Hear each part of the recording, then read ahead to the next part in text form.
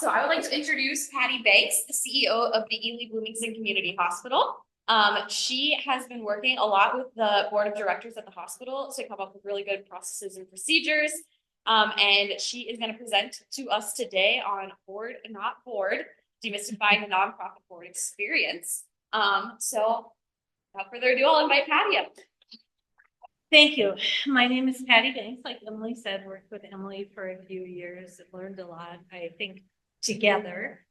And I'm hoping that I can just share some of my experiences with the group. This is just really, I want this to be informal. I want you to go ahead and interrupt me if something comes up.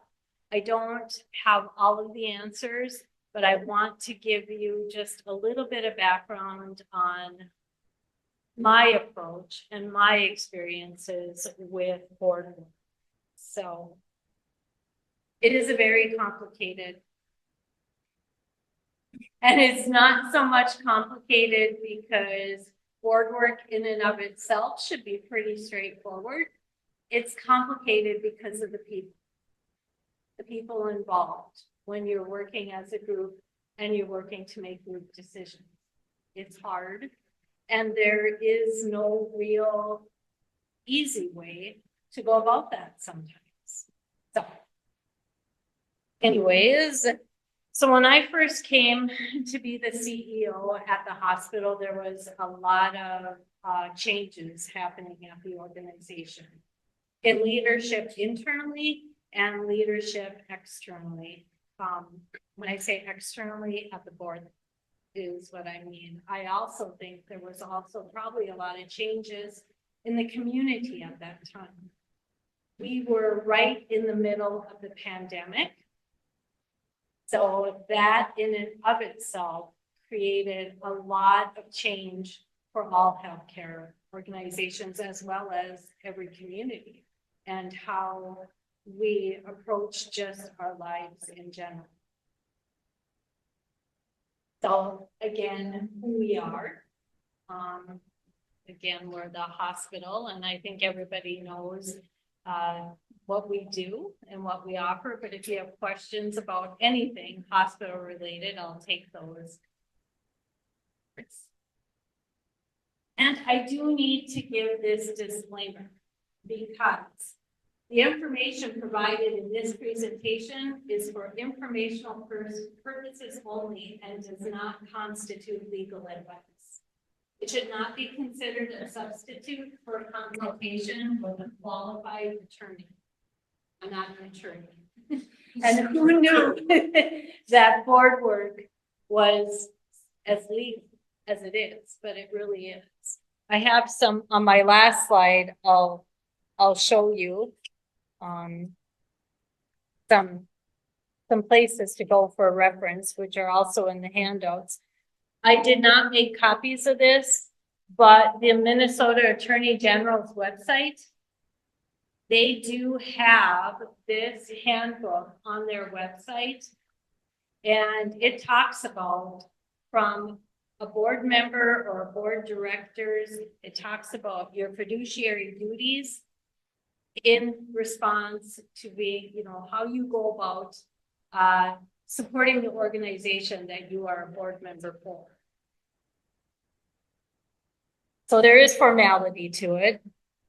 And that, we talked a little bit with Lacey when I first started this. I think it's tough because you're working with people that you know.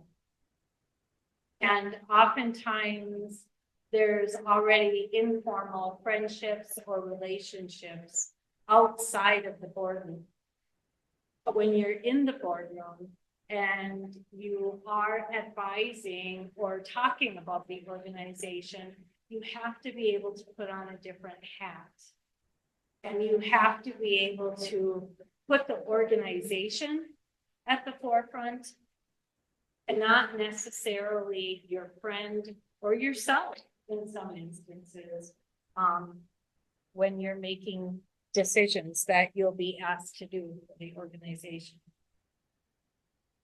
So on that note, board members have 3 fundamental duties. The duty of obedience to the organization, the duty of loyalty, and the duty of care for the organization.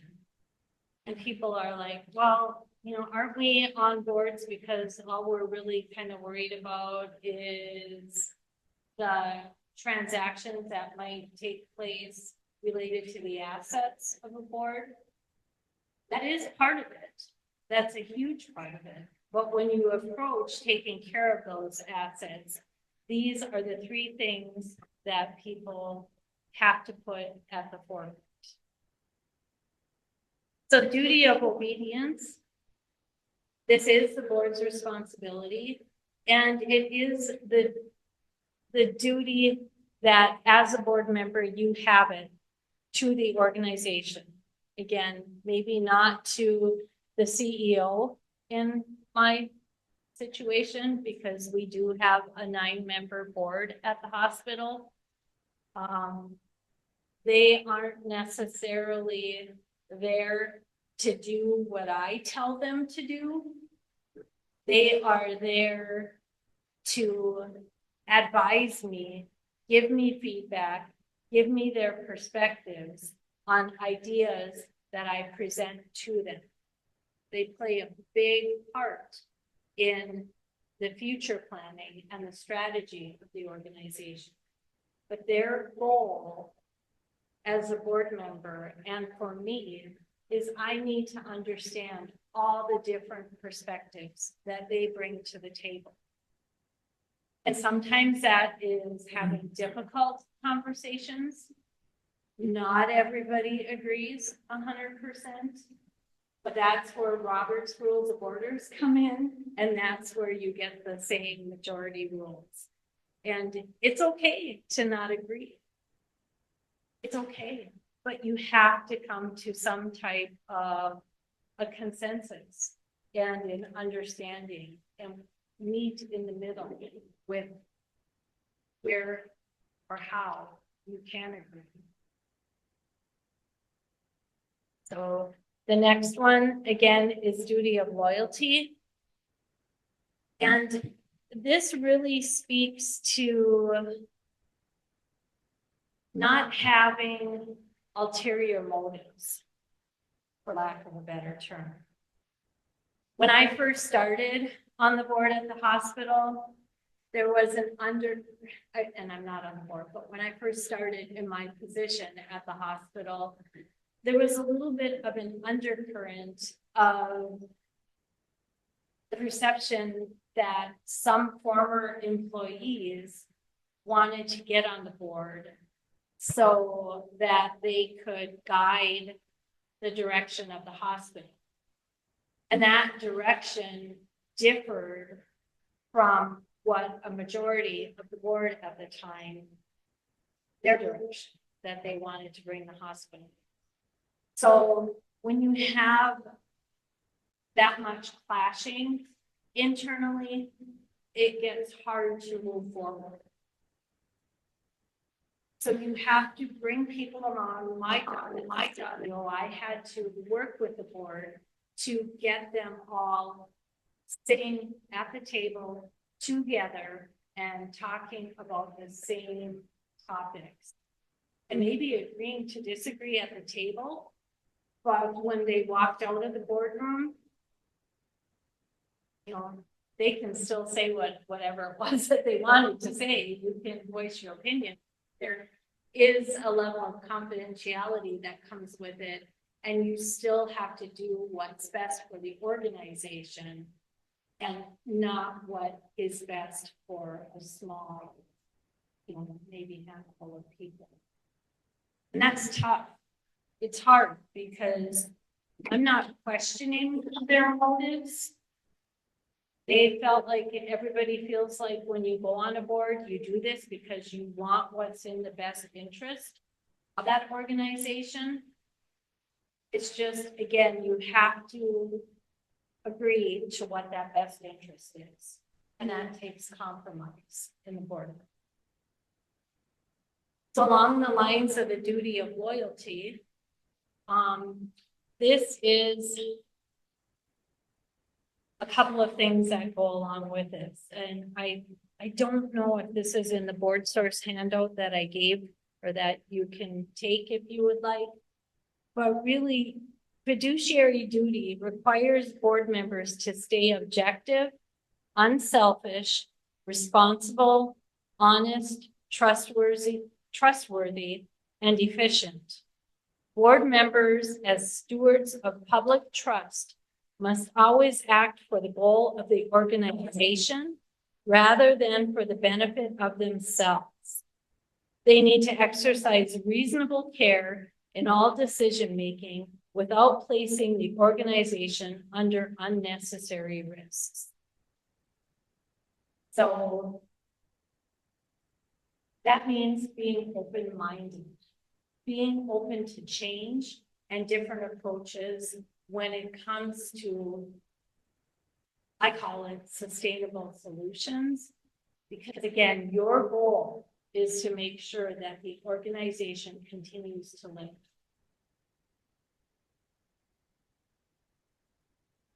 So as part of that, there is also a duty of care.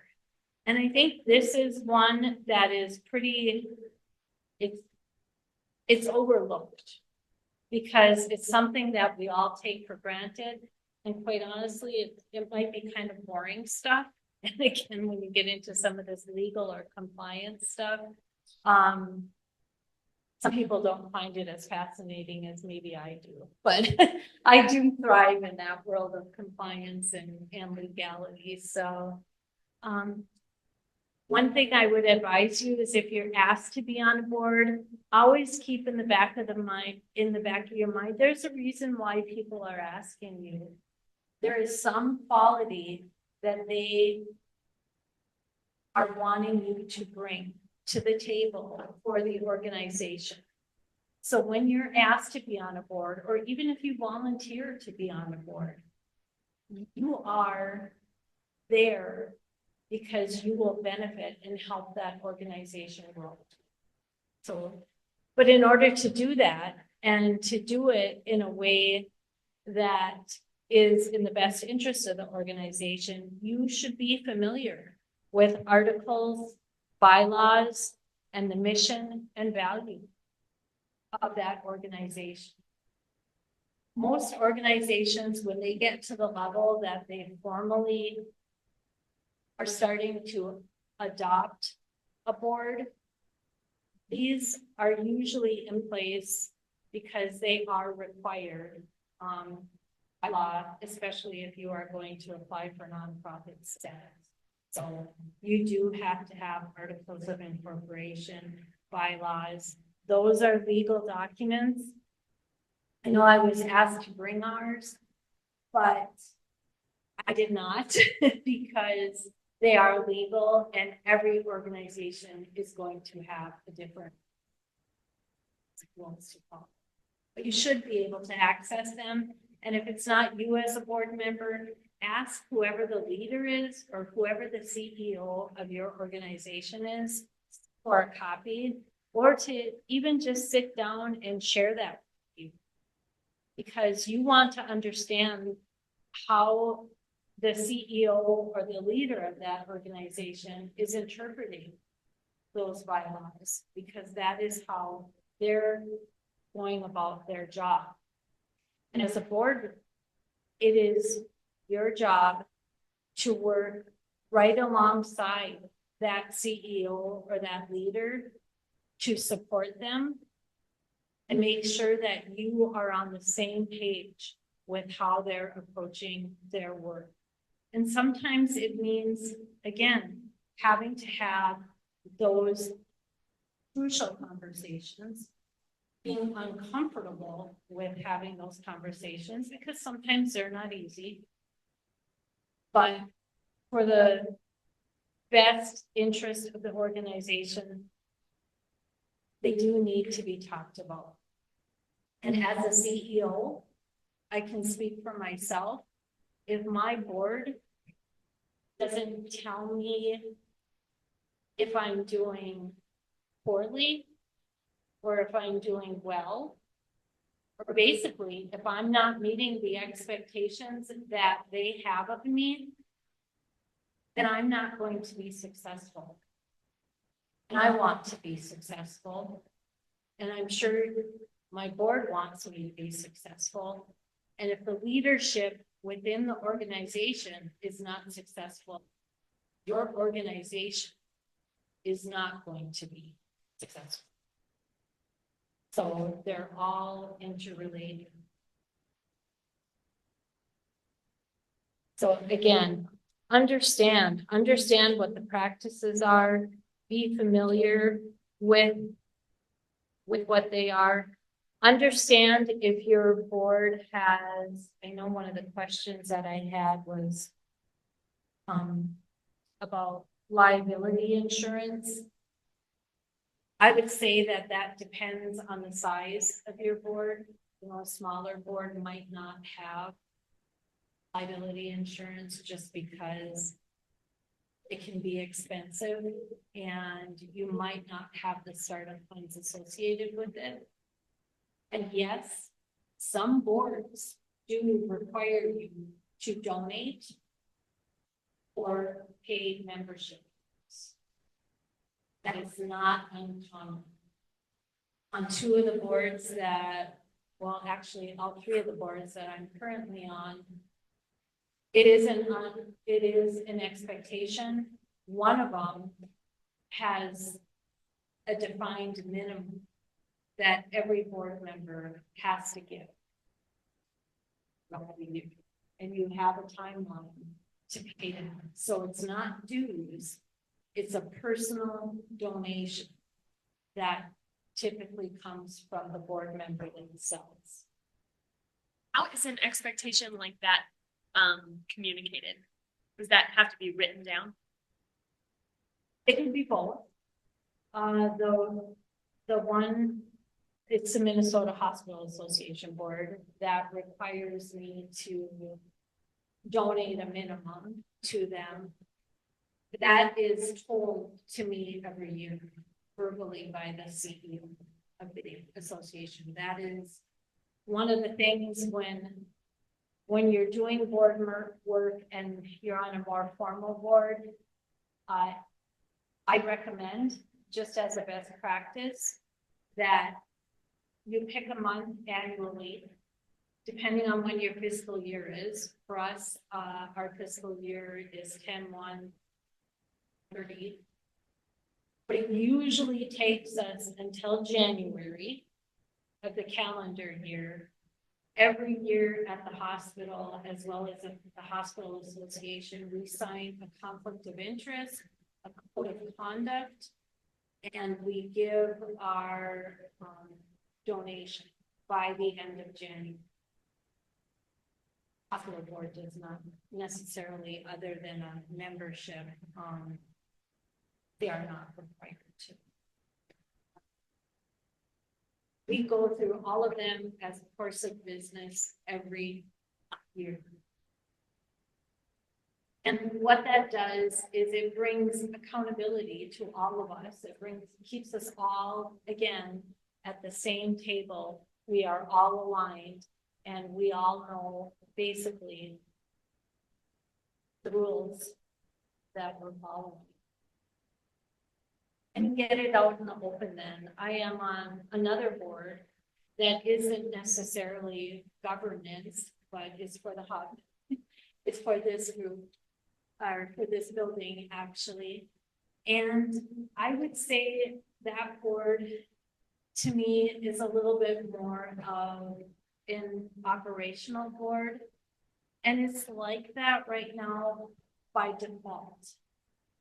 Just because the organization is so new in building the operations or building the business model, that it is up to the board to do the work of whoever the CEO might be, until we can get that foundation in place so that you can afford to hire a leader of that organization so that they can do the daily work. And I would think that, I know one of the questions, that was one of the questions. I would think a majority of the boards in, in our area, in Ely, as well as in the surrounding communities, they are similar in that structure, where they're a little bit more operationally focused on the operations of the organization versus being able to advise or govern. And I think in those situations, as a board member, where you want to have caution is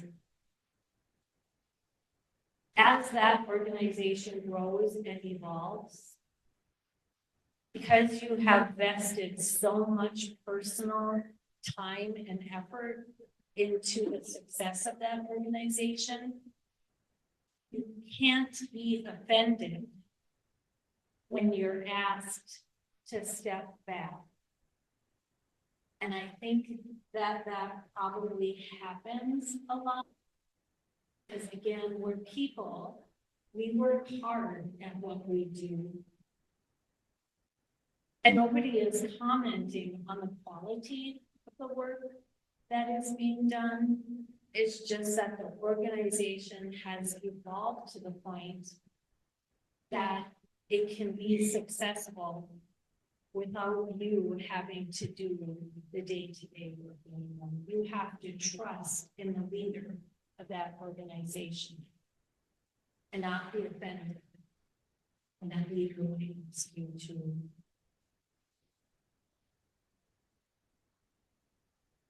You have slides about this, we can wait, but I'm curious about like the duty of loyalty, the duty of care, and I forgot the first one. Obedience. Oh, duty of obedience. How would you differentiate the work of the board and the leader or CEO or executive director? Like, what is the difference in the duties between the board and that lead staff person? So I'll use my work in health for that, because I'm on the hospital board, the hospital association board, and the Wilderness Health Coalition board of directors. And in those instances, those three are all governance boards, but I'm the CEO of the hospital. So when I have my hat on for the hospital association and the Wilderness Health Coalition, I am not expected to do the work of those CEOs. I'm not involved in the day-to-day. I don't do the hiring, I don't set up the policies and procedures. I'm just not in charge of all of the things that I am responsible for in the hospital. In the hospital, as a CEO, everything stops with the CEO or the leader of that organization. So that person, whoever that may be, they're responsible for the culture of the organization, the processes with how the organization functions, how they work with the public outside of the organization. They are the ones, for lack of a better term, micromanaging the day-to-day. That leader, as a board member, what my job is to report to the board high points of what I do, and it's not all just me. I have a huge team of people under me, but I communicate the what and the why we're approaching our work, the way we do it, how we are fulfilling our mission. this is what we're doing to create the vision for the future. That is what the board is a part of. It's more high level and more strategic. Now, we do have a very robust committee structure at the hospital. And when I say that, what that means, and I would say even at the hub, I think we have a very robust committee structure at the hub too. What that means is if a board member chooses or volunteers, we have committees in place and we ask for volunteers. Sometimes people don't want to volunteer, so I might talk to them and I told them a little bit, you know, hey, I really need your help on this, you know, it would be really great if you could come and, you know, show up for these meetings. They sit in on the meetings and they get to ask questions at those meetings about what is happening day to day. And then outside of those committee meetings, they bring their perspective to the board as well as to myself. You know, I expect that, you know, sometimes something comes up, they might not, you know, well, why are you doing it this way, Patty? You know, why are you asking the staff to do it this way when I think if you did it another way, it might be more successful. You have to pause and think. And I think it's great that we have that type of a relationship where they can come to me and say that. And we can talk about it, but then we talk about maybe why it would work or why it might not work. And sometimes I'll pull in the team. Internally with the team at the hospital for those committees. We have the leaders of the departments involved in some of this committee work. They are experiencing a way how to run their department as if it were maybe a mini business, for lack of a better term. So their approach to leadership is also grown as the board and myself, you know, as we approach different ways to do this. You talked about, I mean, I think the approach of having staff and board interact and all of that feedback loop is really valuable, but it also is extremely time consuming.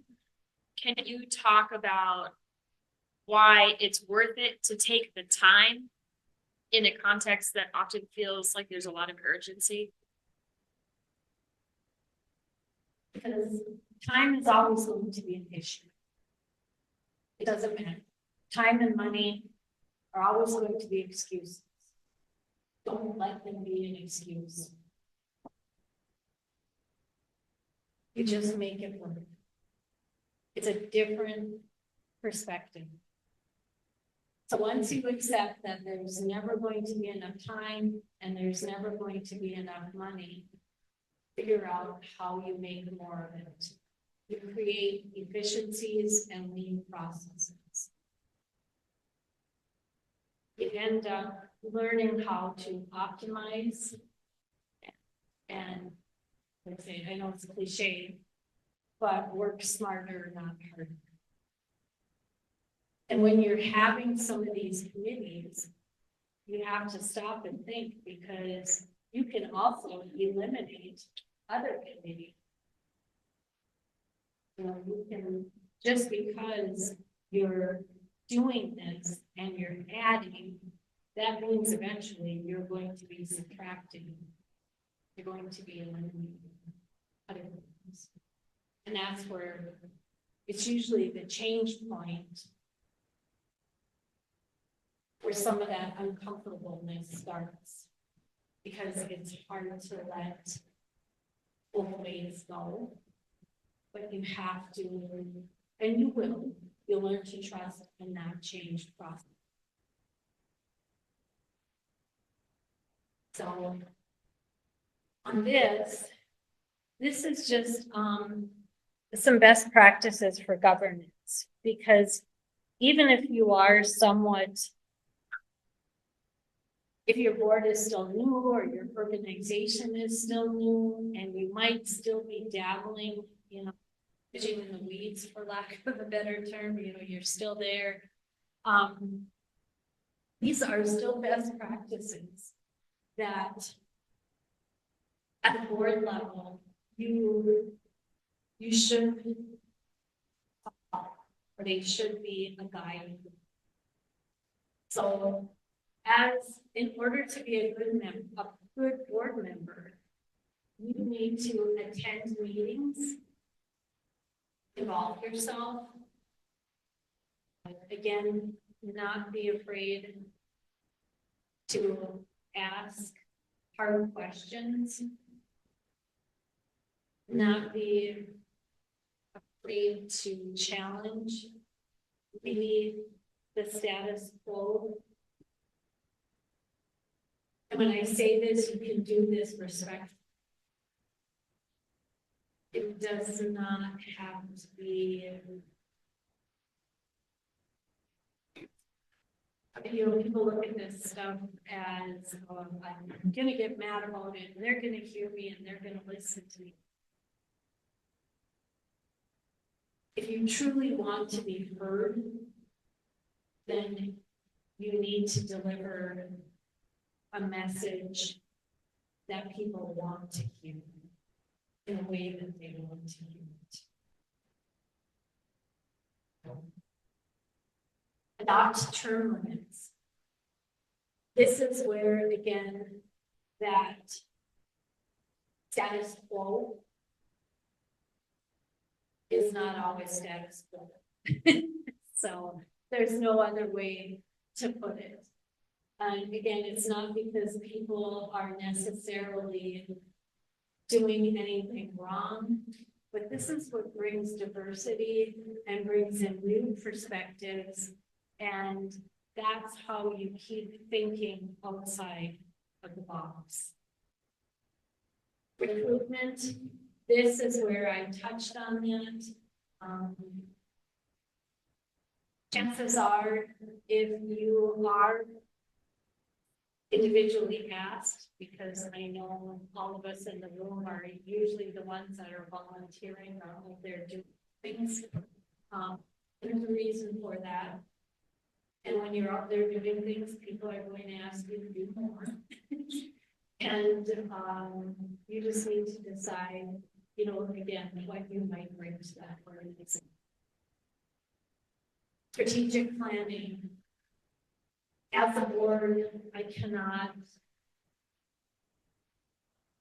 emphasize this enough, and I learned this again when I first stepped into the role of the CEO at the hospital. As the leader in the hospital, I always struggled with strategic planning. You know, what does that mean? Why are we doing this? We never do anything. Hear that. But as a board member or as a leader, you have to think about what's happening now, but you also have to be intentional about forecasting 5 to 10 years from now. As things will change. And you have to be able to have a plan.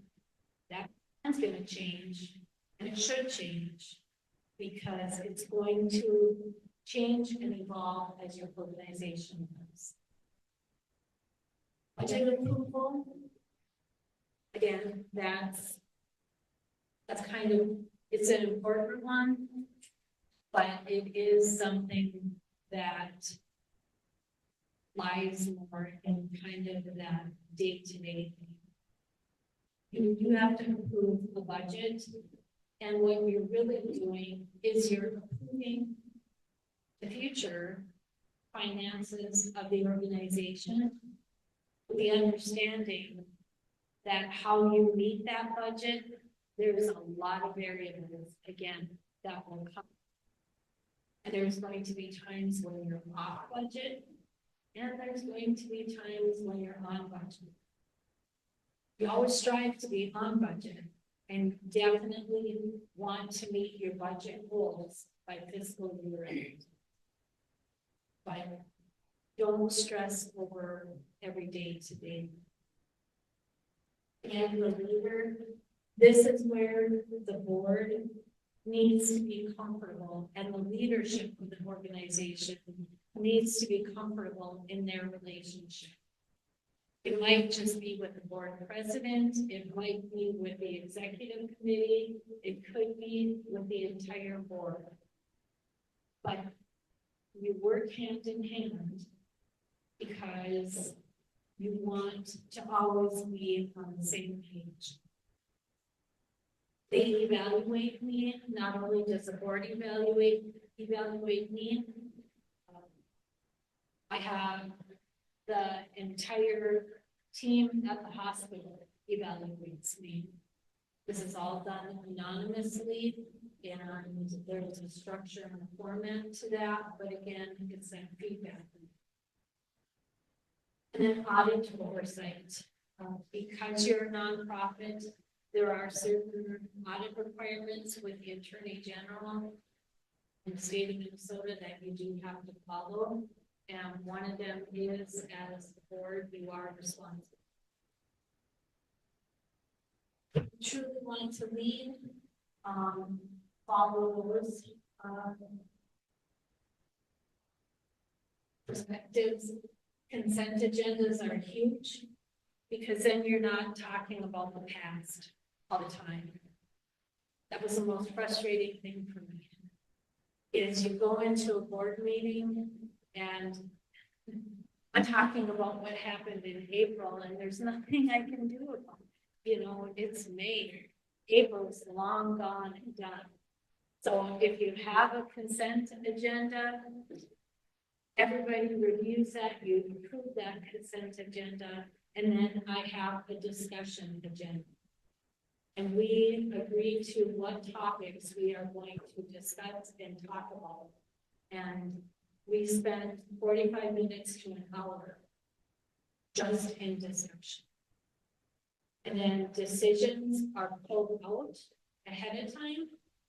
So whatever motions are going to need to be made for purchases, for audit work, any other types of compliance work, those are all pulled out separately on the consent agenda. So action items are pulled out. Again, you evaluate yourself, the board evaluates itself, how they feel about the work that they're doing. We do that annually. They get an orientation. We annually review and revise the bylaws.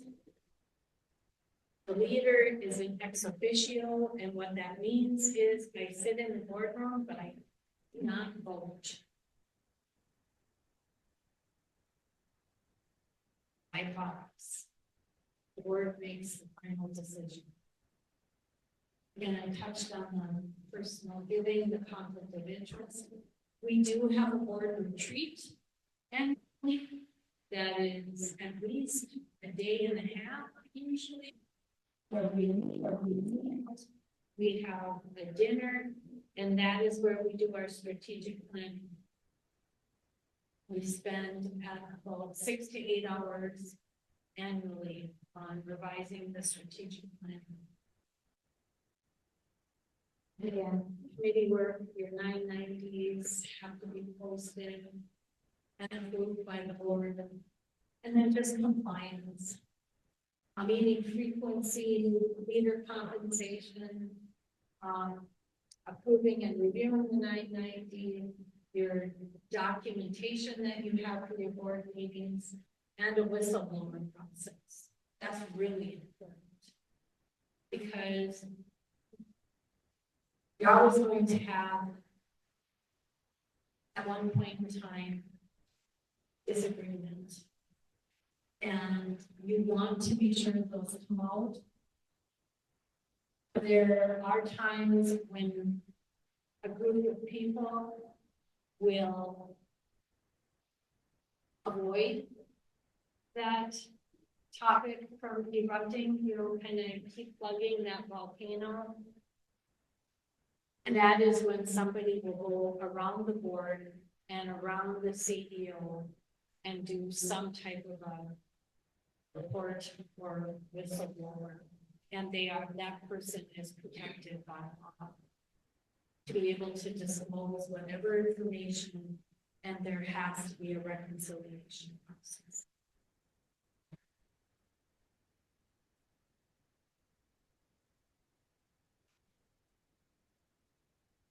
That's what I have. These are resources where I got information. The Attorney General's office, again, they have a lot of free information. Board Source does have free information. Some of it you might have. Any questions? Or did I need it?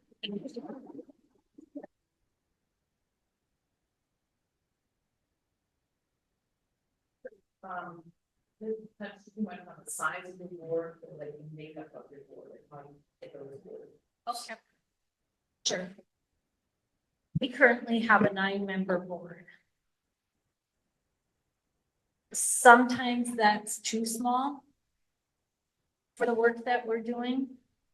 So sometimes it can be too big.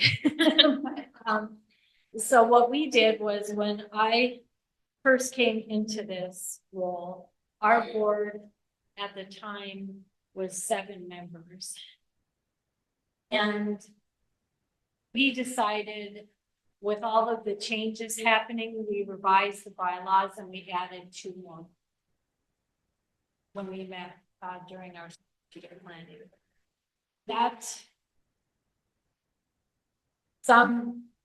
It is accepted, people, we are functioning very well doing the committee work that we're doing with the 9 board members. I have about 5 or 6 committees right now that are active.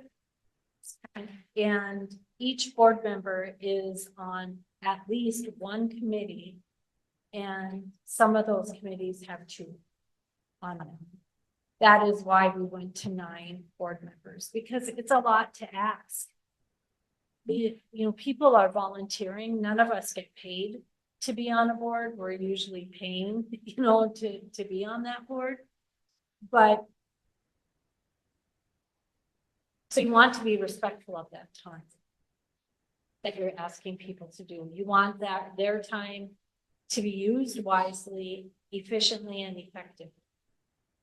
So we've stayed at 9. I do have another, what I would say is a board, for lack of a better term. I do not lead that board. It is called our Community Liaison Committee. That committee board committee currently has, say, 9 or 10 regular attendees on that. Some of them are former patients, some of them are former employees. And the work that they do is not maybe the formal day-to-day or the legal compliance work that the hospital does, but they do a lot of our development work and our patient relations. When we get concerns brought our way, compliments brought our way, everything is funneled through that whole separate committee or board. Your committees aren't necessarily just a board members, outside and board members. Yep, they're committee members. So we might ask you to be on a committee and go for one. Usually if you're on that committee and we have an opening for a board member, sometimes those committee members do step up or move up into a board position. And I should say, you asked me the second part of the question, we do have a board matrix. So We have a board matrix and every board member is listed in it. That includes either employment or former employment, education, where they live, and some personal demographics. That is how we bring diversity to the board. So right now I have a board member who is our board president. She has turned out our board because it's 9. When she leaves, there will be 4 males and 4 females. Her age, and I know this gets kind of sensitive, but her age, she's still working and she still has a young child in school. So we are working to find somebody who might fit her demographic. Now, again, the gender doesn't really matter, but it would be nice to have a younger family member or a younger board member with family in the area, because that is the future of health. And that brings a whole different perspective to your work. You are looking, that individual would bring me perspective on what they expect 10 or 20 years from now. The goal is to have them stay in the community. Healthcare is going to look different to them, their healthcare needs are. What challenge do you get people on committees or board? The short answer is both. I will say, usually, some people are intimidated by board work. So a committee might sound a little more appealing for them to get an understanding of what board work might be like.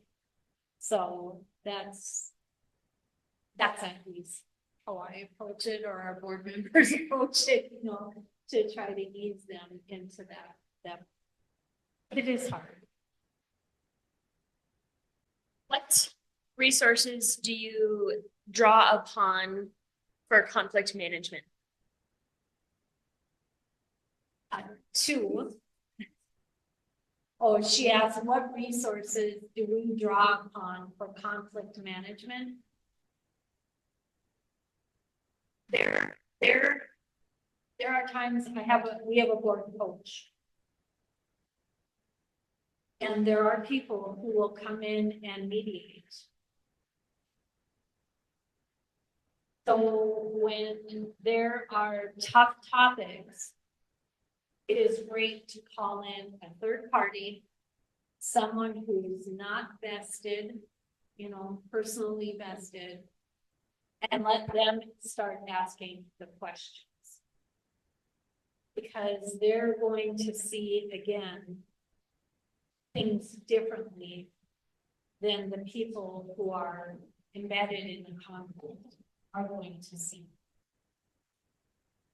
And then when you get all that out, that person isn't really making decisions, or what they're doing is they're taking the information and posting it for everybody to see. And then you agree or disagree with that information. And then that's how you just move forward. We have what are called negotiables and non-negotiables. So when we sit down to meet, or when we go into strategic planning, we actually have on green cards topics that we are willing to negotiate or compromise through. And then we have topics on red cards that it's just a no-go. You write it down, it's all anonymous, and you call it out. The coach or somebody in the room might you know, look at it and say, why is that a non-negotiable? And it sparks the conversation and it brings some of that stuff to the forefront in a constructive way.